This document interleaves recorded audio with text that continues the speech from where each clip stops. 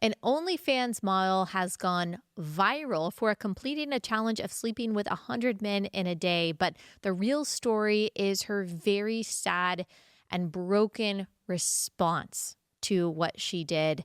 Also, we are talking about a baby billionaire project, a disgraced business mogul who has decided to employ dozens of egg sellers and surrogates to create 12 plus children. We will look at the laws that have allowed him to do this. And also, I will finally give you an update on the Daystar Scandal. This episode is brought to you by our friends at Crowd Health. Go to joincrowdhealth.com. Use code Allie at checkout. That's joincrowdhealth.com, code Allie.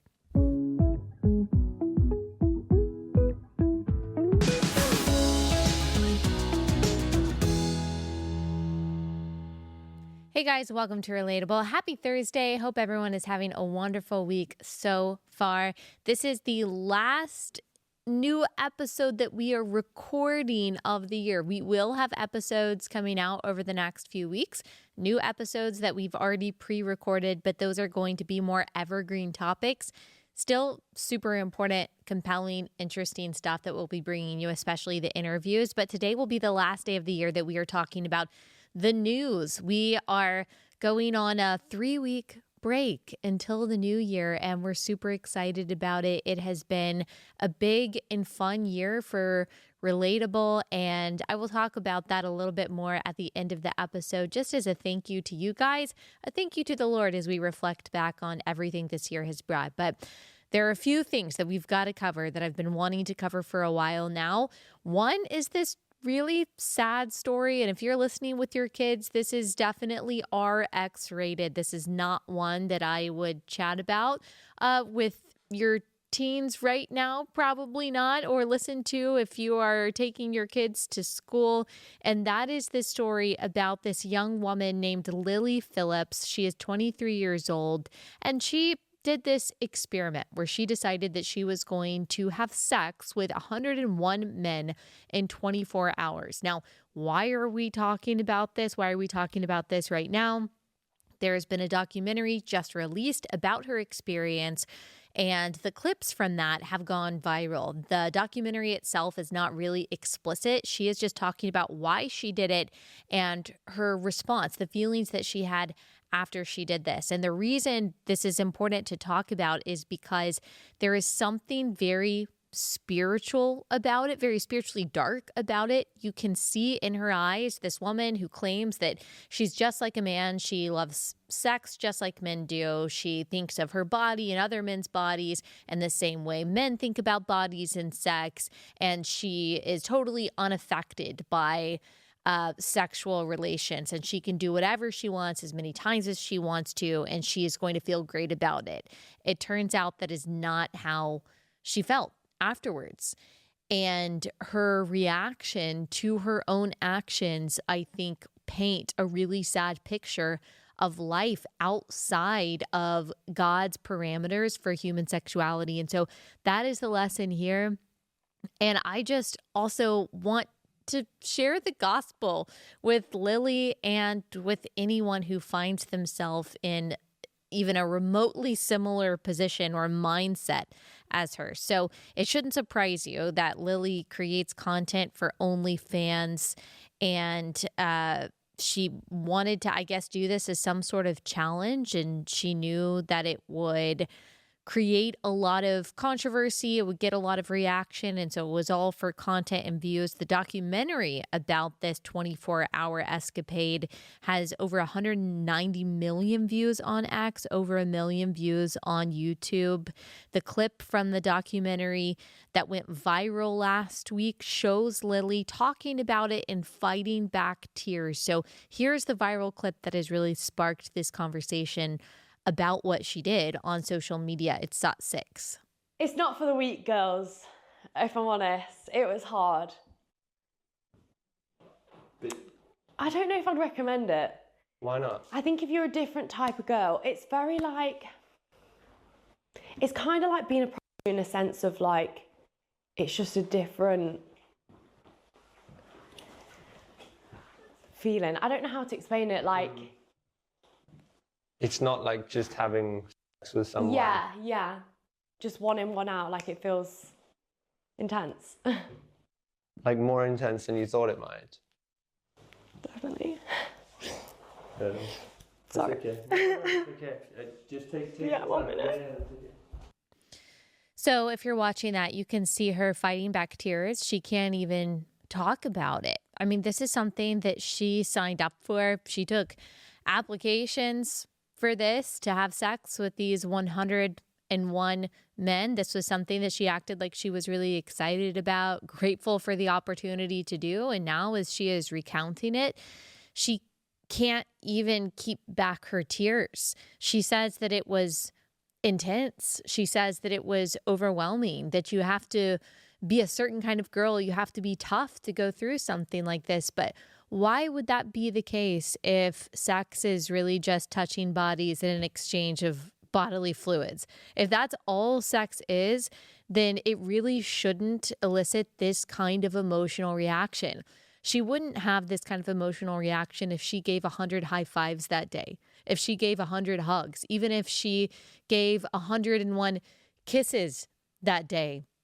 She wouldn't be brimming with tears. She wouldn't be overflowing with this kind of response.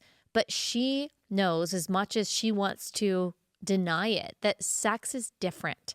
Like, sex is not just any kind of interaction. Sex is intimate in not only the physical sense, but the emotional and the spiritual sense, especially for women. Women don't compartmentalize the same way that men do. We don't have the same kind of drive that men do. We don't have the same mentality about sex in our bodies as men do. And when it comes to sexuality, women are much more vulnerable than men are. And for her to own up to that and realize that, of course, would not only shatter her worldview, but it would really change her ability to sell her body for money. Once you realize that prostitution is a lot deeper and darker than just offering a service to people that want something, but it's giving away a very integral part of who you are, that's really hard to reckon with, even for the most adamant and defensive OnlyFans model. We'll get into the rest of her views on sex and what I think this means and how we can respond to this from a biblical perspective in a second. But let me pause. Let me tell you about a very appropriate sponsor for what we're talking about right now, and that is Covenant Eyes. So porn is as accessible or more accessible than it's ever been. You don't have to go to the dark web or even go to some seedy website to see people scantily clad. This is pervasive on all forms of social media, which means it's really accessible not just to adults, but also to children who are on these apps. And if your children have access to technology at all, I'm talking smartwatches, tablets for school, you need to make sure that they are fully protected by protective software from the predation of pornography and all forms of explicit content. That's why Covenant Eyes exists. This software has existed for over 20 years. They have helped hundreds of thousands of people fight their addiction to porn, protect themselves and their children from explicit online content. They have all kinds of tools through their software, through their Victory app that allows you to have accountability with other Christians in your life who can help you make sure that what you are filling your mind with when it comes to online content is truly pure and glorifying to God. So let them help you protect your children, protect yourself. CovenantEyes.com/Allie gets you a free 30-day trial with Covenant Eyes. Go to CovenantEyes.com/Allie.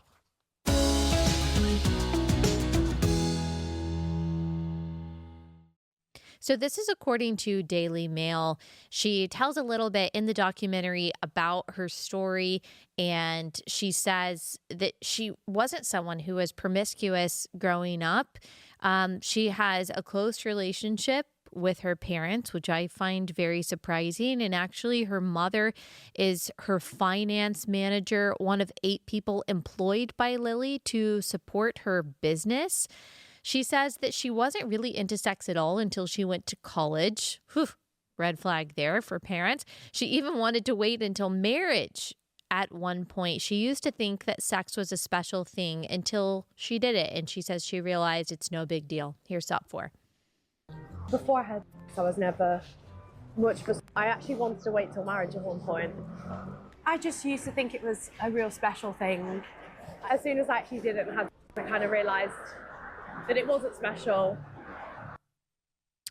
So a lot of the words are kind of bleeped out there, and they do that when they upload videos on X. I don't know if they're also bleeped out on YouTube, but that's because when there's like explicit words like that or sexual words like that, sometimes YouTube or X will flag the content, demote it, take it down. And so if you're listening to this, it might be kind of hard to understand what she's talking about. But she said, you know, she had sex. She realized it wasn't very special. She started an OnlyFans with what she describes as more mild content, I guess, when she was in college. So she says, you know, in her swimsuit, whatever. And then she became more promiscuous in her dating life. She decided to turn that promiscuity into a business. She told Daily Mail, "I was sort of selling sex to guys on my nights out without making any money."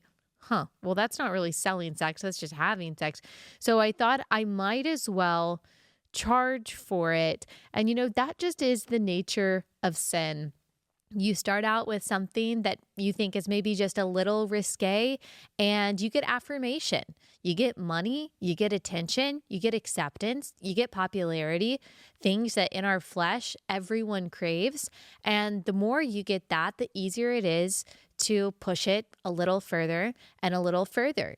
And because you get that dopamine hit, you kind of get that high of affirmation when you get money or when you get a like or when you're told that you're beautiful or awesome or that someone loves you or is attracted to you. The conviction of sin that she may have once had, even if she wasn't a Christian, she clearly had some kind of a conviction, maybe just because the law of God is written on all of our hearts, that sex should be reserved at the very least for a special relationship. But as she let more of herself go and as she got attention and affirmation for doing so, that conviction was downgraded. Throughout the documentary, she makes self-deprecating jokes that she's really only good for one thing, that whoever marries her is unfortunate and will have to be the kind of guy that loans her out to other men. Here's top 5. And do you think your partner one day will be someone from the industry most likely, or? Yeah, I talk about this a lot with my parents because that's the one thing I guess they worry about is like, will you ever find a boyfriend? Yeah. But there's so many guys out in the world. I think, you know, one poor bastard's got to marry me. I rather think it's going to be someone from the industry or someone who is into lending me out. Lending you out? Yeah. So she talks about herself like an object. And of course, I mean, that's how she treats herself in relation to other guys. That's what she has built herself as just an object of pleasure. Now, unfortunately, in this world in which we have constructed this consent-based morality paradigm that says as long as someone consents to something, then our disapproval is unjustified, and criminalizing something that someone consents to, as long as it's not quote unquote hurting someone else, is certainly off the table. But consent is not the only factor. We've talked about this a lot. Consent is not the only factor in determining whether something is right or wrong. Now, it could be the only factor in determining morality if you are a godless moral relativist, because then you're serving the God of self, and the God of self will achieve whatever it wants at whatever the cost. There is no higher transcendent power. There is no absolute truth. There are no universal values or objective virtues to which you are subscribing. And so you do you, and do what makes you happy really becomes your religious dogma under which everything is justified. But the reality is that we are not gods. There is a transcendent power. Even, let's just say for a second that you and I can't agree on what that transcendent power is. Obviously, I believe, and it is the God of the Bible, the Alpha and the Omega, Jesus Christ himself, 3 in 1, Father, Son, Holy Spirit, who created all of this. And we see exactly who we are, whose we are, what our purpose is, what we are made for, really in the first 11 chapters of the Bible. But we get a lot of that in the very first chapter of the Bible in Genesis 1:27, that we as human beings were made male and female in God's image. We were made to come together in marriage as one man and one woman, for sex to be exclusive to that union, and for ideally that to create children, to be fruitful and to multiply. And anything outside of that structure, that definition of holy sexuality in marriage will lead to brokenness. It will lead ultimately to sadness. It will lead to further sin. It will negatively affect not only the people that are breaking that definition of marriage and that union, but also the children who are affected by that sin and by that brokenness. But say we can't even agree on that. Say we can just agree that somewhere out there is a higher moral order because of some higher power that transcends all of us.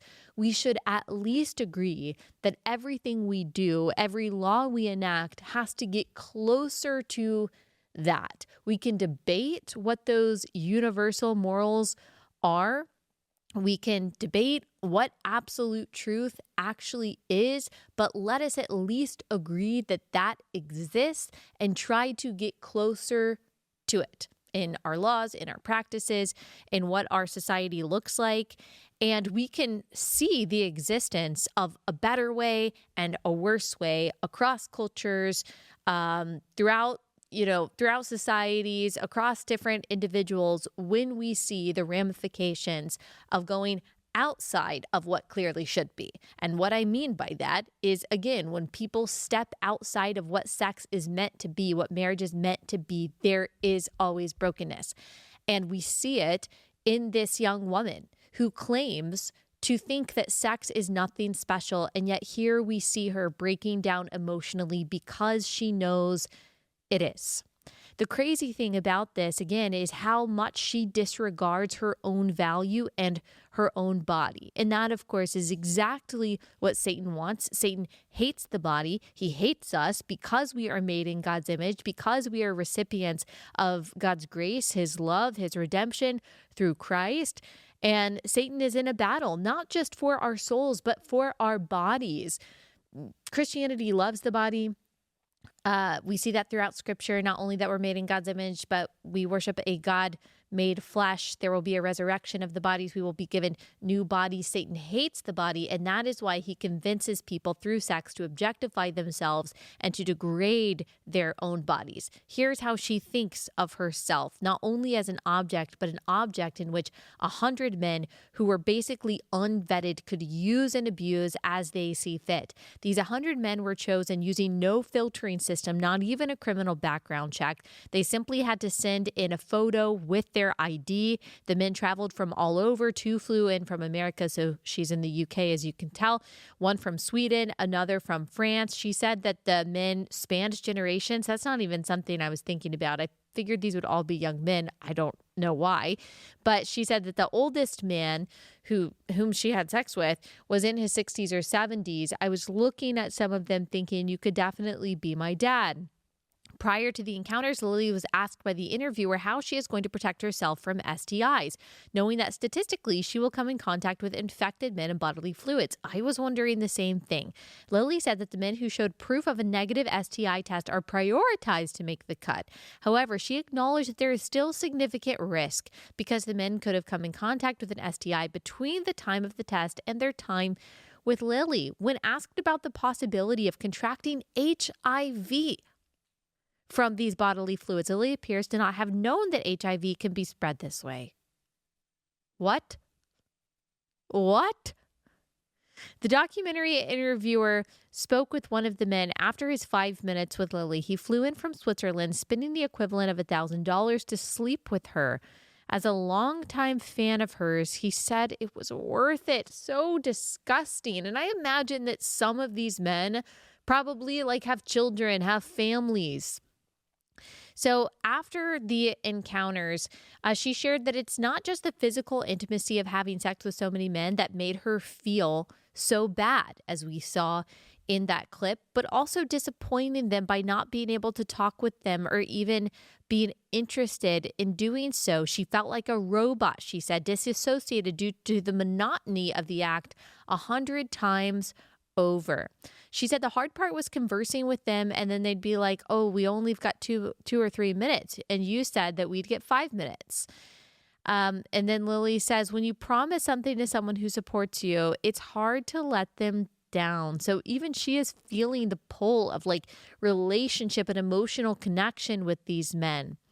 Despite discussing how difficult this was for her, though, almost breaking down in tears, you see the emptiness, the sadness, the brokenness inside her there.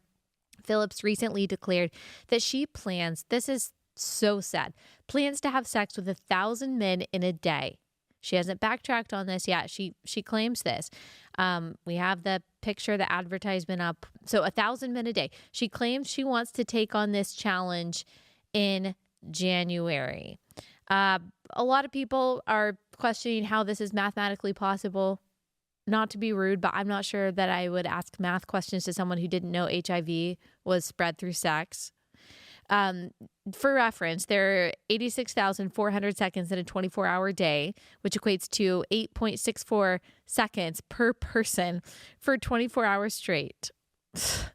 So she says she dreamed this up with her assistant. I can't wait. It's very exciting. It will be a world record, a real challenge. Ideally, we'll do it in a big warehouse with 2 doors. I'm hoping a couple of seconds each at most, and then on their way. Like, do you know what seconds are? I don't know how that is. I don't know how that is possible. I don't really care. I'm sad for this woman. Yes, she is choosing to do it. I'm not saying she is a victim. It doesn't seem like she is being abused or that she's being coerced. That is certainly a part of the story that is being left out. It seems like she's making this decision. But again, that's what sin and deception does. It just keeps going. I mean, Satan always starts out with just a little bit. To Eve, it's just a bite. No, you will not surely die. You will just be more like God, knowing the difference between good and evil.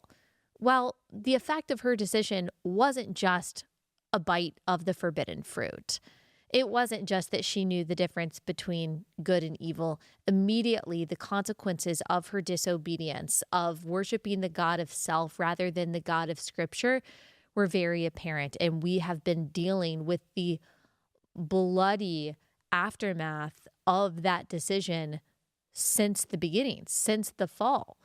And so this is just what sin does. Once it lets itself into your life, into your heart, just a little bit, it starts out secret, it starts out small, it starts out as just a little lie, just a tiny compromise. Once it wedges itself into your life, unless you immediately eradicate it, it will take root. And it will convince you to do more and more. And that seems to be what's happened here. We've got more on this in just a second. Let me pause and tell you about our next sponsor for the day, and that is Patriot Mobile. Patriot Mobile is America's only Christian conservative wireless provider. They're on the front lines fighting for things like the First and Second Amendment, values that are important to you and me, like the sanctity of life, our military, first responders. Take a stand for conservative causes. Put America first. Make the switch to Patriot Mobile. You don't have to compromise on your coverage, on the quality of your connection. You don't have to worry about that. They make switching really easy. You can keep your phone or you can upgrade. They have a 100% US-based customer service team. Plus, when you use my link, patriotmobile.com/Allie, you get a free month when you use offer code Allie. That's patriotmobile.com/Allie, code Allie.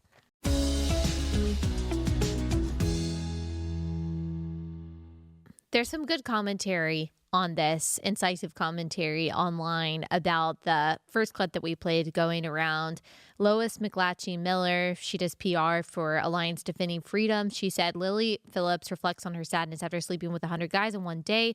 1, she's responsible for her own behavior in the sick stunt. 2, it's also clear OnlyFans have turned women into plastic dolls, and the models themselves have bought this heartbreaking lie. It's absolutely true. They've objectified themselves, but just because someone is doing it to themselves doesn't mean that it's okay. The standard of whatever makes you happy, as long as you consent to it, there are a lot of things that people consent to that are still morally wrong, because absolute morality, absolute and universal truth does exist, and people are made in the image of God. We're different than plants. We're different than animals. We're certainly different than objects. We have a soul. We have emotional needs. We want to be loved. We want to be taken care of.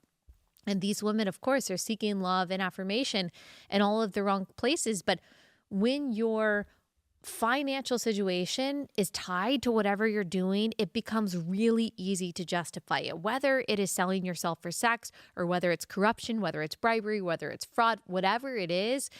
It becomes really easy to say, well, God is clearly blessing this, or clearly it's fine because this is how I make my money. And she's trying to convince herself that this is a job like any other job. I mean, this is also like the whole progressive push for legalizing prostitution. They say like sex work is work. It's the same thing as accounting. I don't know if Lily Phillips has, repeated that phrase, but that's basically what she's trying to convince herself and others of. Like, this is just like being an accountant or being a dentist. Look, I promise you that there is no accountant that comes home and is trying to like emotionally and spiritually reconcile with crunchy numbers all day. Like, oh my gosh, those were 100 numbers in 24 hours. How did I do that? Like, no one in another kind of job is thinking that way. It affects you. I've heard progressives, even people who consider themselves progressive Christians, try to downgrade the specialness, the uniqueness of sex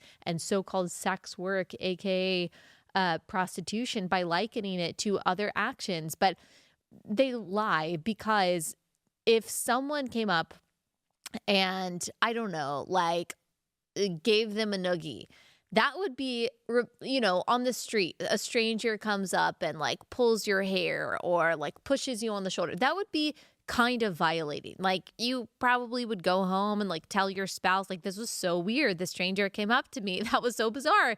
You might even kind of laugh a little bit.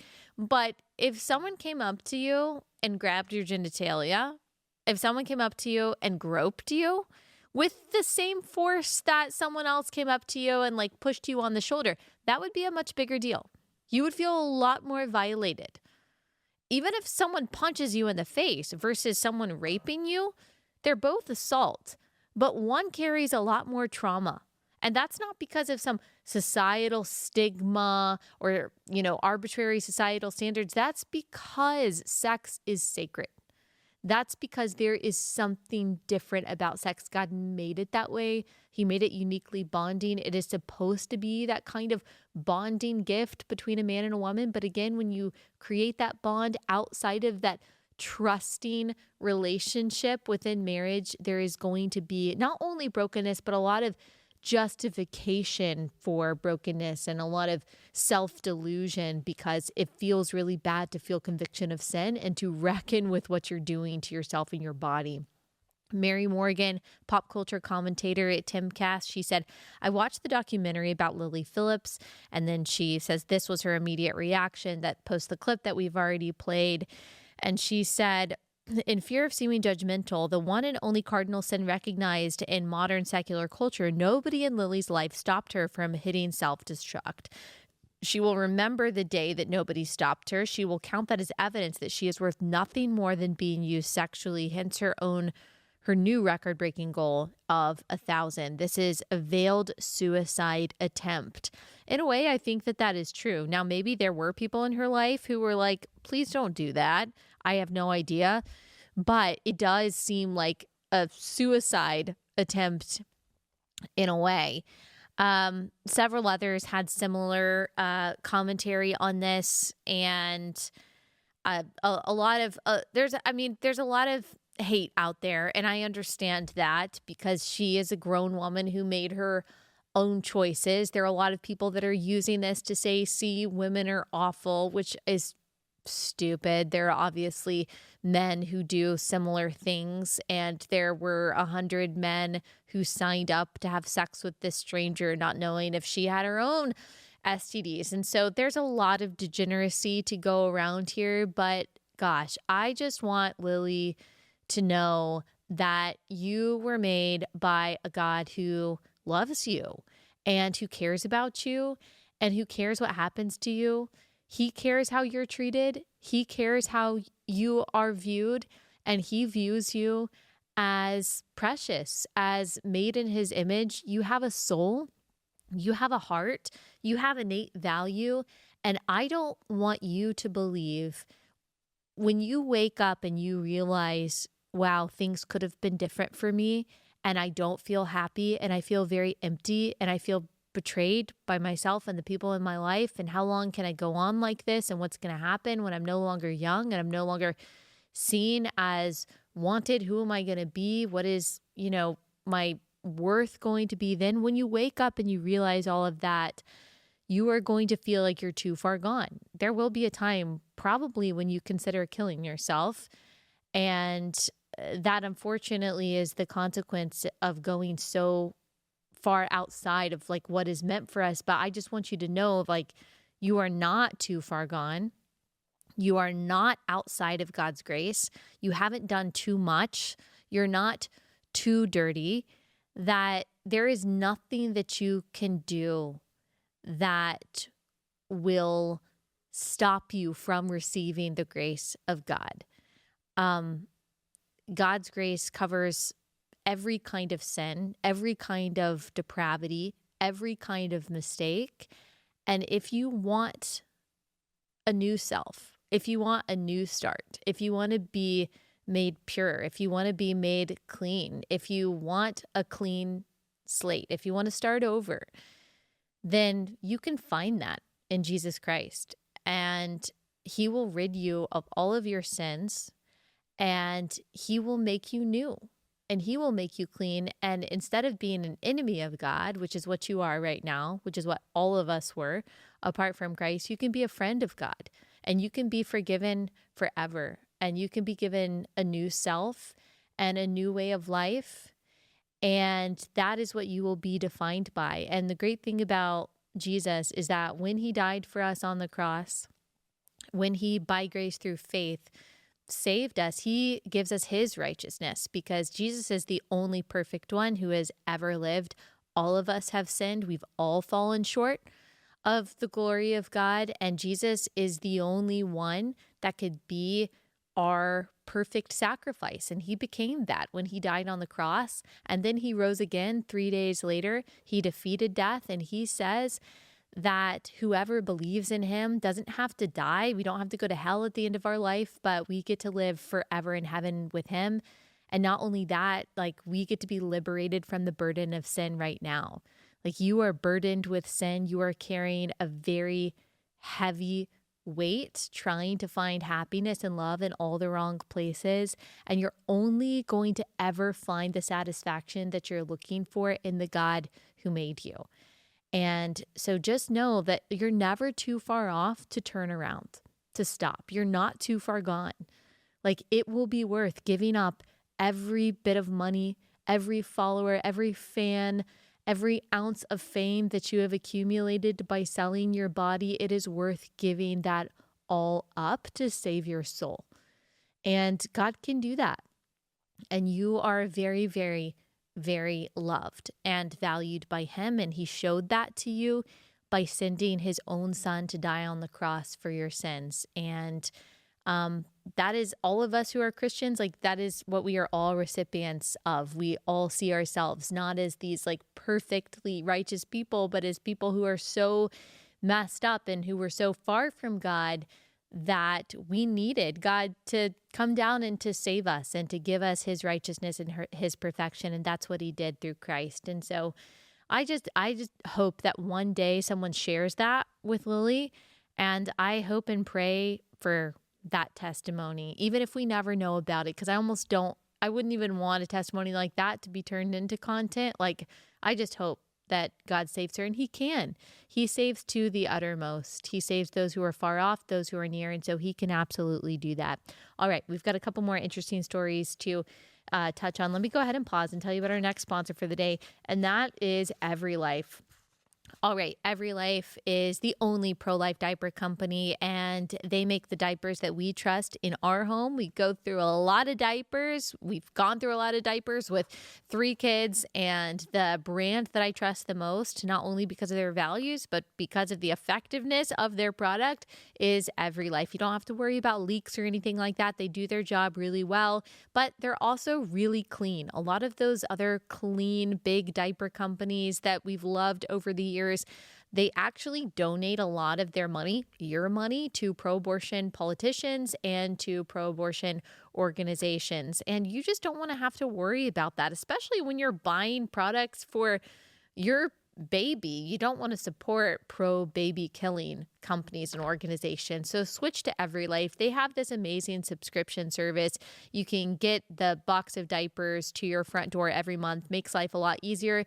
Buy a Buy for a Cause bundle that donates a bundle of baby items to pregnant moms in need through pregnancy centers. You can do that at their website. If you go to everylife.com and use code Allie10, you get 10% off your first order. Everylife.com, code Allie10.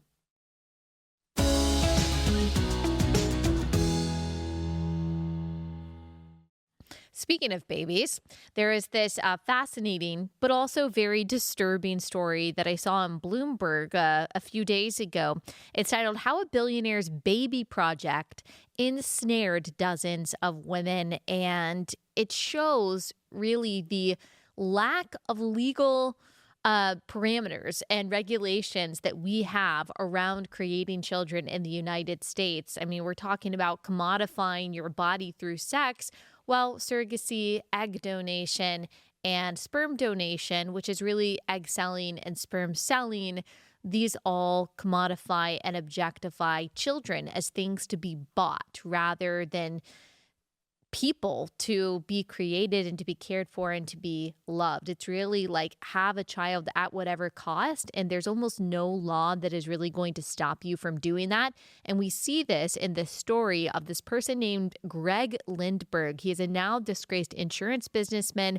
He amassed a large amount of wealth, but recently was convicted of fraud. He's probably going to go to prison soon. This is just his latest legal trouble. He began a highly controversial project a few years ago using financial and emotional manipulation, along with some eugenicist characteristics, apparently, to father 12 children using specially recruited and highly paid egg donors. And again, I just want to make sure I'm defining my terms.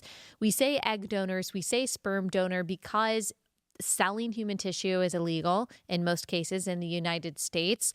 And so the workaround there is that people who are giving their eggs or giving their sperm, they're getting paid for their time.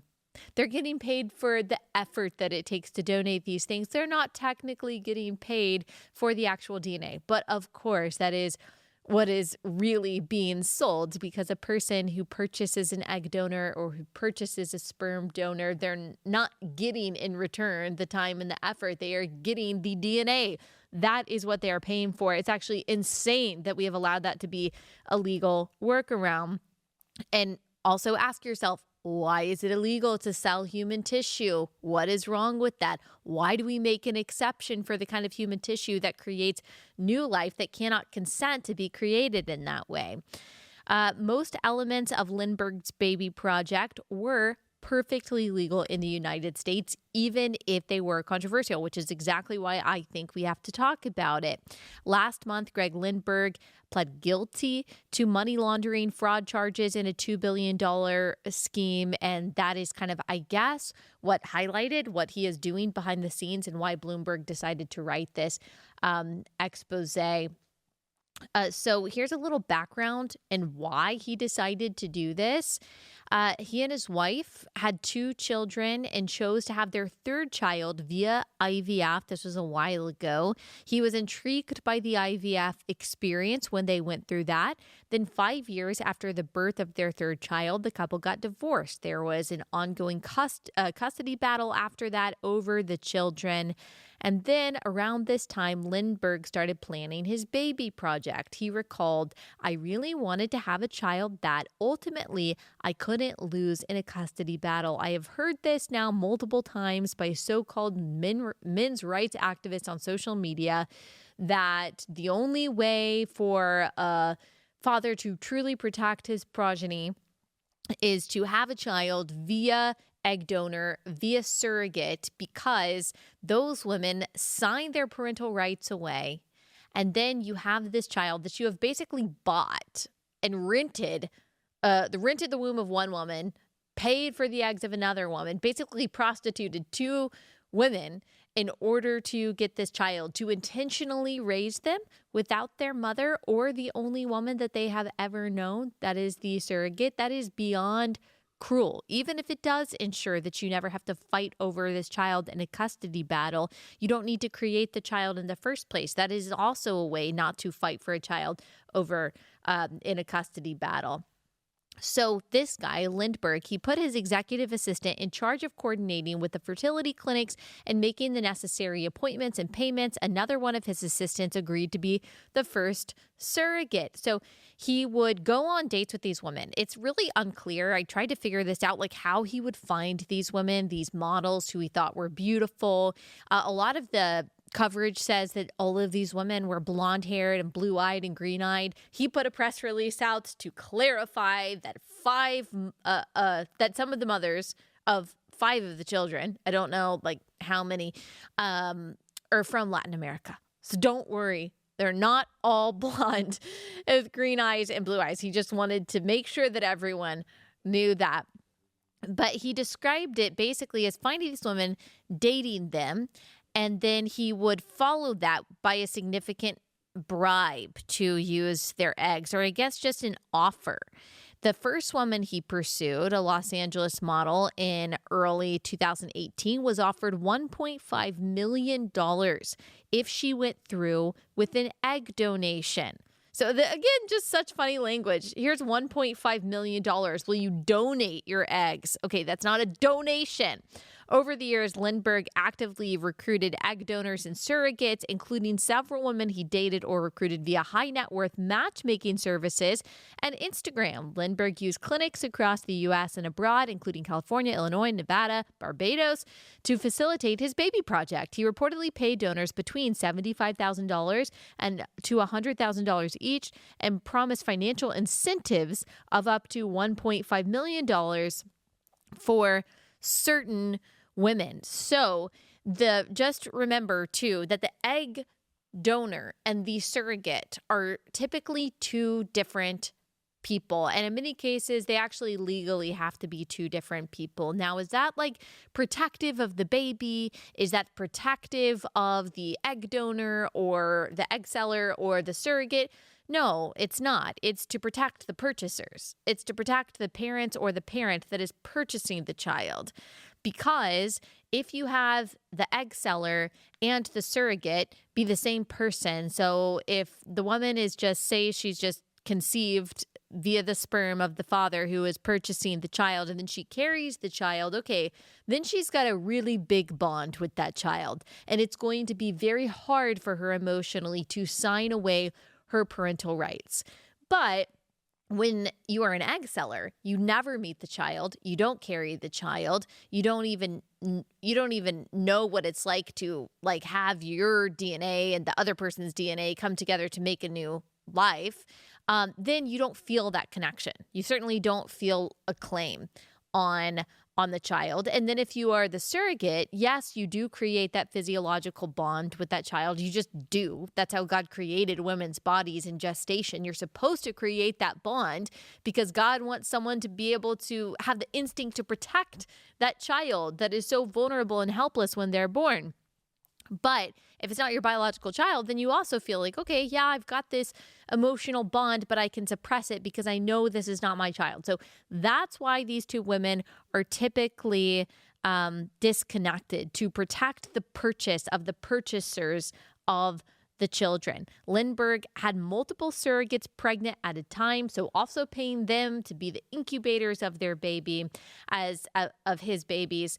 As part of their contract with Lindberg, the women signed away their rights to the eggs and any future children, seemingly under the guise that Lindberg would still include them as the mother. This didn't happen. Lindberg used the contract to maintain his sole custody and cut the mother out of the child's life.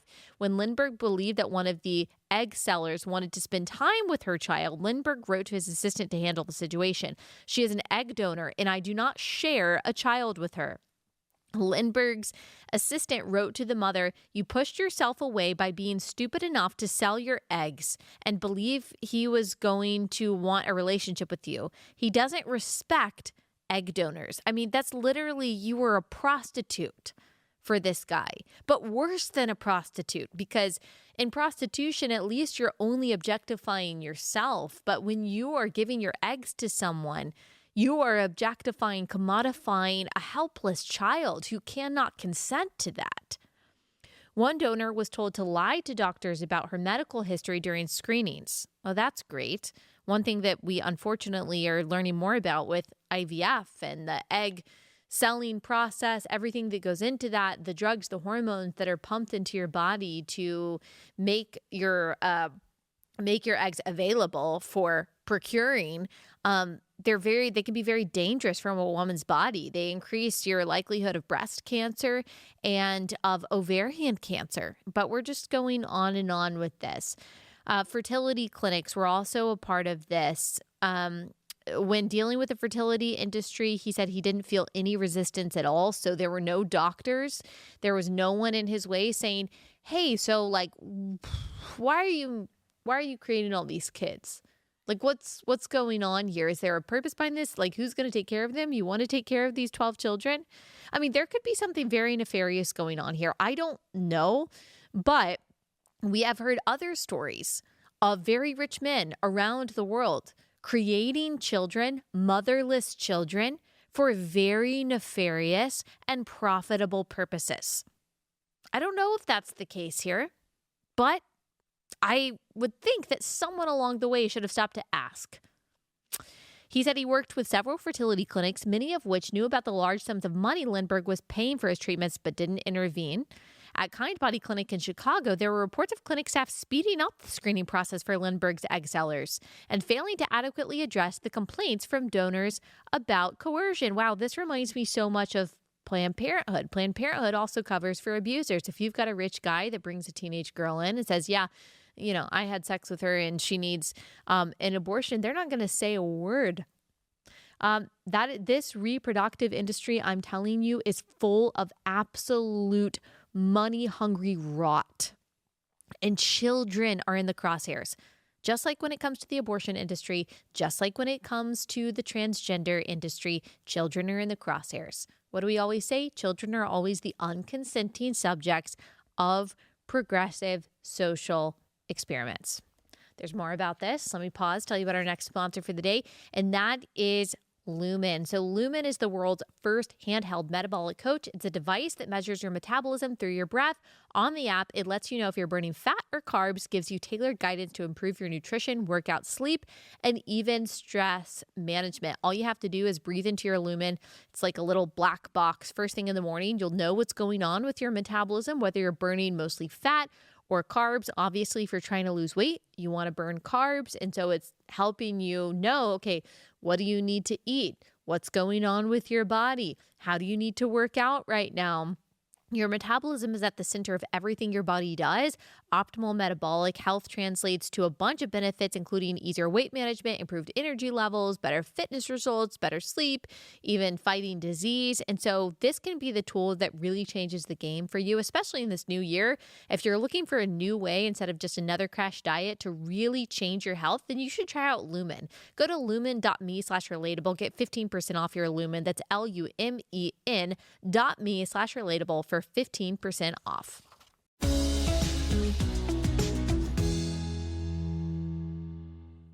Okay, so this guy has already been to prison.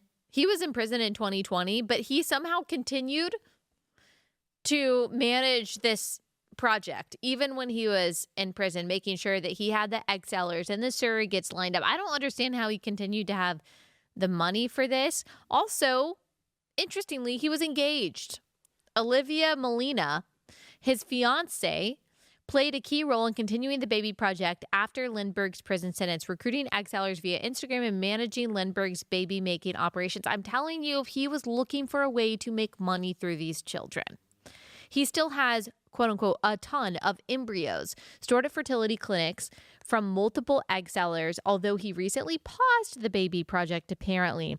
When asked if he plans to use them, he said, "If I have the resources and the time and the youth, I feel somewhat obligated to see, morally obligated, to see if there's humans in those embryos." And this is the problem. And therein lies the issue, is the denial, the blatant denial that the embryos that you are creating are humans. And that is true, whether you are someone like this guy or whether you are using IVF as a married man and a woman and you are trying to create children. Obviously, the motivations there are different. The effect there is different. I'm not saying that those two situations are the same at all, but the humanity is shared there. The embryos are human, and therefore how we treat them matters.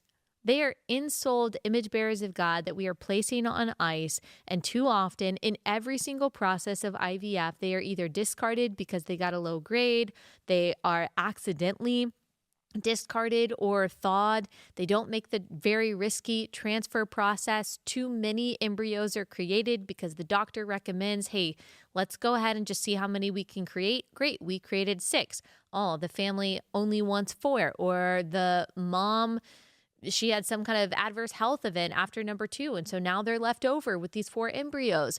What to do with them? Do you freeze them indefinitely? Do you adopt them to a couple that you don't even know? You have no, or a single man you don't even know.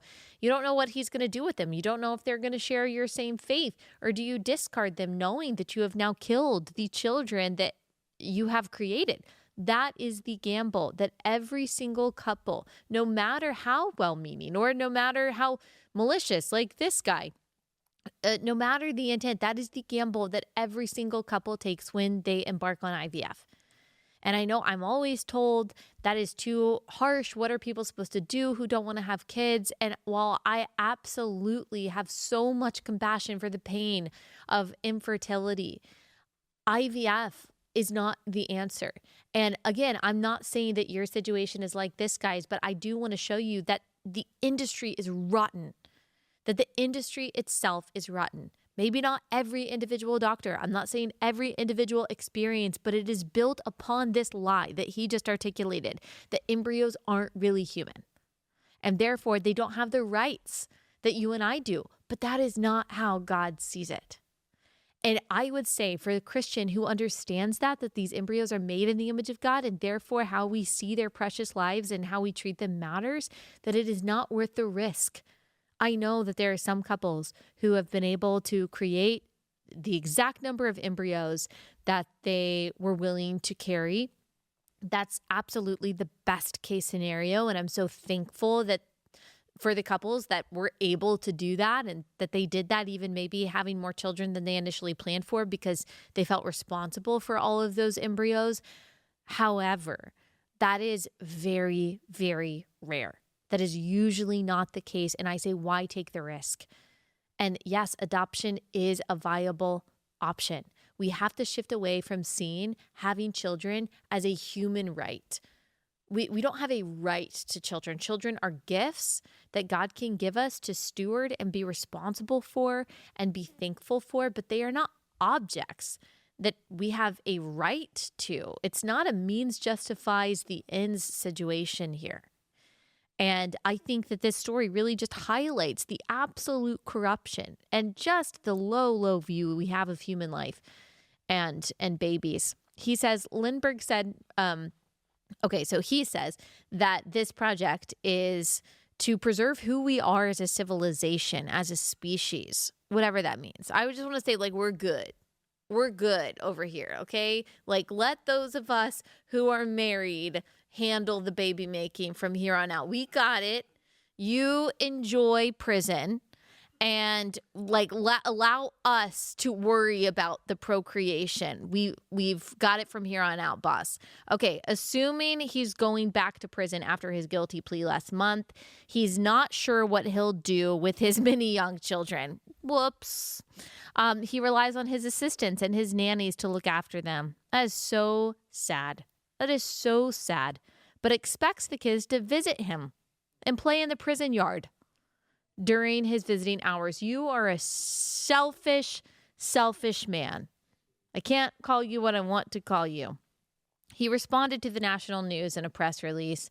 He says the investment was worth it. Children are priceless. Well, some of them, I guess, are worth $75,000. I mean, there's kind of a price that you paid. They're expensive to raise and educate. Okay. And every one of them is a vote for the future of the country and the planet. You know, that part kind of sounds like Elon Musk, because Elon Musk has also used IVF and surrogacy to have his several children. Now, I hope he actually cares for all of them. I'm not really sure how that is possible. I also still think that the whole process is just unethical and immoral and wrong. But that does kind of sound like Elon Musk. But again, I say, like, yes, we do need more children. We need more babies, but let us promote marriage to get there, not the commodifying of people's bodies and children. He did note, again, I said this earlier, that 5 of his children have Latina mothers. And so we don't have to worry about apparently people implying that, oh, he just wanted like white children. I don't know. That doesn't make it any better or worse for me. The whole thing is wrong. And again, I would just look into what is the wild, wild west of the reproductive industry in the United States. It is responsible for more lost lives every year than the abortion industry. Isn't that ironic that the reproduction industry is actually responsible for more baby death through embryonic destruction and eugenics than abortion? And God have mercy. God have mercy on all professing Christians who have known about this, been silent about this, or chosen ignorance because it's hard. And if you're new to this, go back. We've got tons and tons of episodes on it. You can type in relatable surrogacy or relatable IVF on YouTube, wherever you listen, and you can binge those over the next few weeks and you will learn a lot. I've also learned a lot. And there's just got to be reform. There's got to be legal reform. It is the wild, wild west. And these babies, these embryos, these lives have absolutely no rights. They can be created by single men. They can be ordered from men in China. They can hire an egg seller and a surrogate here in the United States. They can pick up that child, take that child home, sex traffic that child for lots of money. There are no laws or no rules. And America is unique in that. Europe has way better safeguards surrounding IVF and surrogacy than the United States. And that is scary and very, very sad for a country who claims that we were all endowed with inalienable rights by a creator. All right. Okay. We're going to try to get into Daystar just a little bit because I told you guys that I would update you and I can't keep putting it off, but I'm going to have to condense it because we just don't have a whole lot of time to get into all of the new revelations of this Daystar scandal. But let me just tell you about our last sponsor, and then we'll do as much as we can. That's My Patriot Supply. We don't know what the future holds. We're very excited about President Trump becoming president, but he can't control everything. And so we still have to make sure we are prepared for whatever the future holds, especially when it comes to our food supply. That's a matter of survival. Get an emergency food supply kit from My Patriot Supply. You will be so glad that you have this. If some kind of catastrophe strikes, get a 4-week emergency food kit. Make sure that you get one for every member of your family. These last in storage for up to 25 years. So if you don't use it, that's fine. But again, if you need it, you'll be really glad that you have it. These are 2,000 calorie a day meals.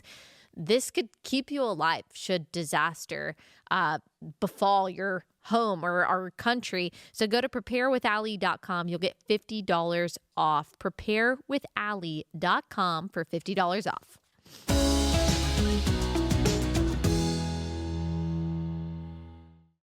Okay, so you'll remember Daystar is the charismatic professing Christian TV network. It's been around for a long time, and I would say that it platforms the prosperity gospel like no other outlet. So I'm not a fan, but there are a lot of you who are interested in this, not only because it's Daystar, but because of the potential victims within it, within this scandal that's going on. And I'm going to try again to give you as much of an update as I can and a recap without going too lengthy, because this is going to be a super long episode.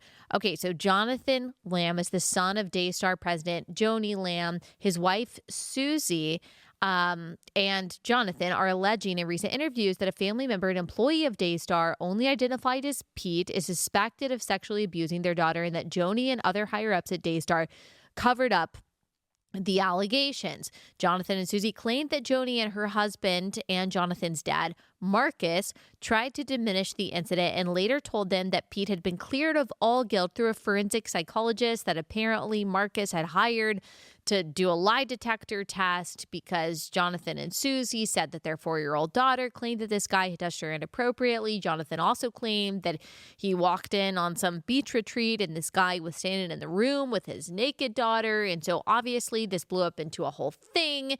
And, Joni and Marcus said that we're going to take care of this. We'll do a lie detector test. Don't worry. It cleared him. But there was a lot of drama here because Marcus also died shortly after these allegations were being made, at least privately. He died of COVID complications. And then very shortly after that, Joni married someone new named Doug. And apparently Jonathan and Susie did not approve of that marriage. And so that caused a lot of drama, apparently behind the scenes.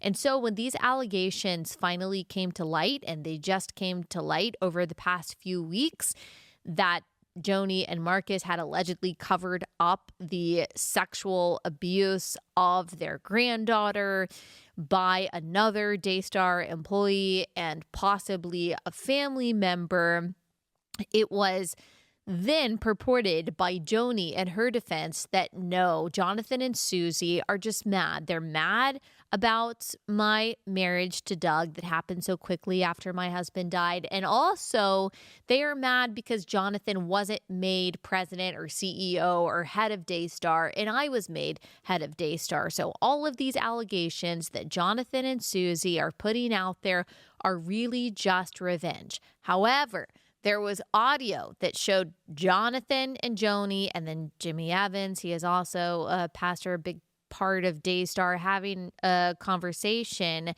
after Jonathan and Susie disapproved of Joni and Doug's marriage, where Jimmy Evans was saying, look, Joni is the voice of God to you. She's basically God at Daystar. Whatever she says goes. And if you don't do what we say, then you are not going to be promoted, or we are going to let you go. So Joni and Jimmy pressured Jonathan and Susie to submit to Joni's authority, calling her the voice of God at Daystar. Jimmy Evans asked Jonathan, if God came to you right now and he is saying you made a mistake, would you correct it? And he says, okay, well, God has spoken to you. He spoke to you through me. He spoke to you through Jimmy. That's what Joni is saying. Jonathan says, you're not God. Evan says, we're God's representatives. And Evan says, you've got 80 years of experience sitting right here talking to you. It's a spirit, Jonathan. It's a spirit that you will not listen, not just to authority, but to experience. Did you pastor for 41 years and work with marriages? I don't think so. You have about a thumbnail of experience compared to us. Later in the meeting, Joni tells Susie that she is not allowed to have convictions and fires her from Daystar for refusing to read a viewer comment celebrating her second marriage. So that's apparently what a lot of this argument is about. She says, you are bad, Susie. You've got him by the balls and you know it. This is so evil what is happening, Susie replies. Joni says, no, what is evil is you. What's evil is you and the spirit that is driving you. So there was a lot of drama, a lot of back and forth there. So that was July 11th, 2023. That was a month after she decided to marry this guy, Doug Weiss. And then Jonathan and Susie later in October of 2023 tried to reconcile over this disagreement. And I read a portion of the letter about this on the last episode about Daystar, but a lot of you pointed out, and I appreciate this, that it was missing context, that when Joni read part of the letter that I had read, that she made it seem like he was manipulating her and that this was about the allegations of sexual abuse. But apparently it wasn't about that. Apparently it was actually about the disapproval of the marriage, which Jimmy Evans and Joni were angry about because they refused to read a congratulatory message from a viewer on air, and that caused all this drama. So Jonathan said the list of demands that we received. So they received a list of demands from Daystar saying this is what you need to do to basically earn back our trust after you disapproved of this marriage. Jonathan said, these demands are overreaching, inaccurate, and missing essential terms that we view as a prerequisite to moving forward. This episode began because of Joni's need to control our biblical convictions to suit her personal choices. We will not compromise on our biblical beliefs and moral convictions. We are, however, willing to keep those beliefs to ourselves, and we can agree not to share our thoughts about Joni's marriage to Doug on air with our viewers, with staff, or on social media. During the meeting with Joni and Jimmy Evans, Joni purported to fire Susie and promptly removed her from all appearances on Daystar. That was petty and harmful. Repair must be made. And then here's the section that Joni quoted. We remain willing to put this episode behind us. However, we also require security, transparency, and certainty about our future at Daystar. So what I messed up on last time is that I thought that he was referencing the abuse or alleged abuse of his child, but that's not what he was referencing. He was referencing the episode of the audio that we just heard, that whole back and forth of saying Joni is the voice of God. You have to approve of our marriage, basically. To achieve the goal of reconciliation, Jonathan says we would suggest that Joni, Daystar, and ourselves enter into a new contract that clearly spells out my future role as president of Daystar, restricts the ability of Joni from taking actions adverse to our employment without good cause, and without prior approval of a majority of the board of directors. In exchange for the agreement contemplated above, we will agree not to use, disseminate, or otherwise publish any and all audio recordings that could be harmful or embarrassing to Daystar, Joni, or our family. It is worth noting also this communication happened before November 18th, 2023, which is when Jonathan and Susie found out that Daystar's internal investigations had not actually cleared the Daystar employee accused of molesting their daughter like they were told by Jonathan's father. So if you're wondering, well, hang on, what happened to those allegations? Why aren't those allegations at the center of this division? Why is it the approval or disapproval of the marriage? Well, Jonathan and Susie, at this point, they had kind of thought that had been reconciled, that there was nothing that could be done about that, I guess. We don't know all of the details. I don't know if they believed that their child just wasn't telling the full truth, or that they didn't really know what happened. But that's why I guess they're not discussing that at this moment. Now, Joni Lamb has responded to all of this. On Tuesday, December 3rd, Daystar and Joni posted a 36-minute video to address some of the rumors and allegations. She says that when we are talking about the beach retreat incident where Pete was inside the room, Pete was not, in fact, alone with Jonathan and Susie's daughter in the room, but that her other 8-year-old grandson was also in the room, and that Pete was holding another 1-year-old baby. The child that is alleging abuse came in and changed clothes. Apparently that's what happened. After this interview with the original journalist who released the story about the alleged abuse, issued a correction that Pete was not alone in the room. And so she says that completely disproves all of this. Of course, Jonathan and Susie don't see it that way. And I would not say that just because there were other children in the room, that necessarily clears him of any wrongdoing there. She says that her children, Jonathan and Susie, were supportive of her marriage to Doug until she mentioned adding Doug as a co-host to her show. When she told Jonathan, Susie, and her other children that Doug would be co-hosting with her, apparently Susie did a complete 180 from her earlier excitement and turned against her. The reason is clear. They did not want someone else coming in and taking their place. But the truth is, Doug did not take anyone's place. Marcus never intended. Marcus is her first husband, Jonathan's dad. For Jonathan to be the president while I was alive or while he was alive. Joni said she is obviously not the voice of God. It was an illustration to point out that she is the authority at Daystar. She also claims that Jonathan had been put on a performance improvement plan after repeatedly mismanaging several departments. He was the head over causing several people to quit. She says he did not improve, and that was why he was fired. So she claims it had nothing to do with the marriage. It didn't have to do with the allegations.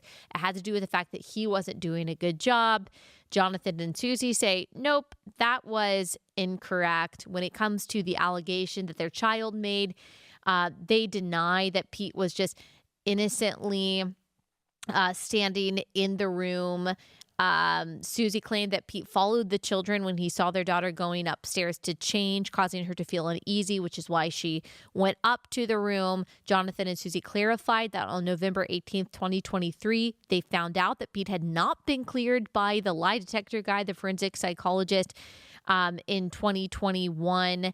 And following the incident, and it was after this that Jonathan and Susie took their daughter to a counselor who then reported the suspected abuse to CPS. So that's also a clarifying thing on the timeline that I didn't get right or tell all of last week. This is when the police reopened the case into the sexual abuse of their daughter. Jonathan and Susie revealed that they have been followed by a private investigator in an obvious and harassing way.